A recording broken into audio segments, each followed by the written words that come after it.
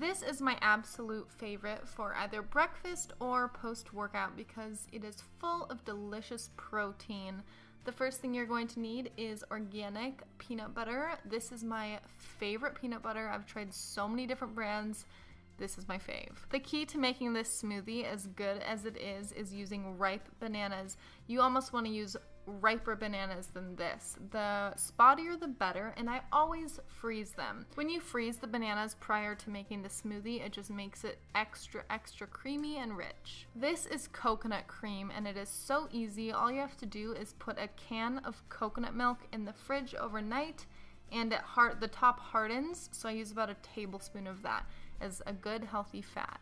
I don't know if I'm the only one that thinks this, but I used to be terrified of dates because I thought they looked like cockroaches. But after adding them to my smoothie and realizing how sweet they are, I will never go without adding them again. You can use whatever almond milk or nut milk you prefer. This is my favorite. It's by Calafia. I think that's how you say it. And then also have been loving this flax milk, and I use roughly about a cup. So let's get started. The first thing you want to do is make sure you pit your dates because, yeah, that's very important. I don't really need to explain that any farther. If you didn't know, they have a big, huge seed in the middle. And so here I am just adding all of the other ingredients. That's the coconut cream, or I think it's called coconut cream, I'm not even sure. And adding peanut butter. The more the merrier, in my opinion. I was running low, and so it was very devastating. It wasn't quite peanut buttery enough. And then, of course, I had to lick the jar. Yum. Now, this is where you add your milk, and all of the measurements are going to be in the description box below. So you can write it down or take a screenshot of it, whatever you need to do to remake this divine shake. I would recommend blending this for a minute and a half, just to make sure everything is blended and incorporated well.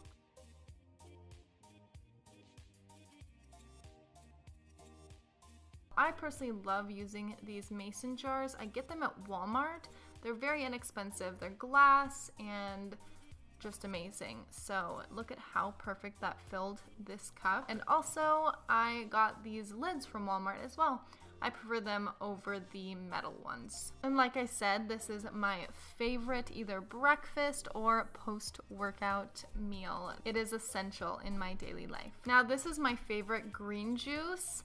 I say you can never have too many greens, so yes, let's get started. It kind of seems like I'm cheating a little bit because I'm not making this homemade, but this video is all about my favorite smoothies. So I get this pack from Costco. I think it is the most convenient thing. If you guys have a Costco nearby, check this out. So easy. It's the easiest smoothie you can ever do. It has kale, apples, pineapple, broccoli. I've never had broccoli in a smoothie before. You can't even tell. And the reason I have coconut water instead of water, which is what they recommend, is because I personally don't like to drink it on its own, so I add it to a smoothie. I add the entire 11-ounce container or pack, juice pack, I don't know how to say it. I add it all and it blends perfectly and is just the exact consistency that I like. So here I am just blending it in my favorite blender, and again just blend it until it's really smooth. I again will have this smoothie for a breakfast, but I'll usually add either like some peanut butter or almond butter toast on the side just to get some protein. But I mean, any time of the day. And here I'm showing you the leftovers. You can drink that right on the spot or sip out of the container a little bit to make some more room, so it's really the perfect measurements. If you let this sit even for like 5 minutes, the consistency kind of changes. So this is what it looks like directly or like immediately after I blended it, and then this is what it looks like even 3 minutes after. So don't be concerned if you bring it to school or put it in your bag and it separates. It's still delicious. All it needs is a little shake. This is the Tropical Delight. It looks really nasty and gross, but it tastes amazing. You're going to need a blend of frozen papaya, frozen mango, and frozen strawberry. I again get this blend at Costco.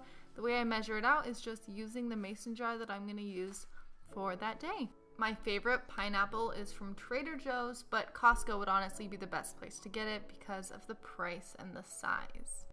And again, using 1 banana, but of course I freeze it because I just think it makes the texture so much creamier. I personally like to use a green juice that tastes disgusting if I would just drink it alone. This is from Samba Zone. It's just purifying greens, and I'm sure I butchered the name.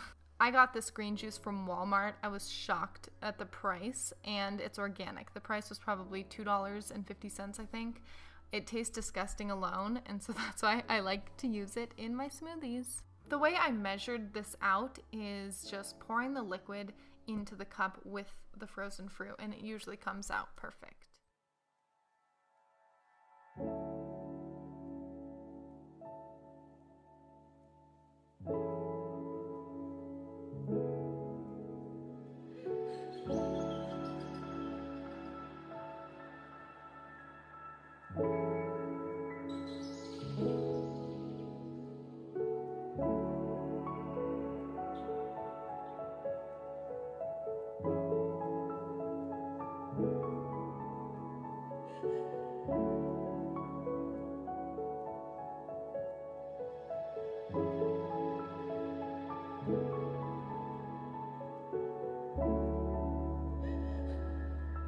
Trader Joe's offers such amazing tasting smoothies at a really affordable price. I highly recommend the Very Green 100% juice smoothie. It's a great pick-me-up if I'm in town and am in a hurry.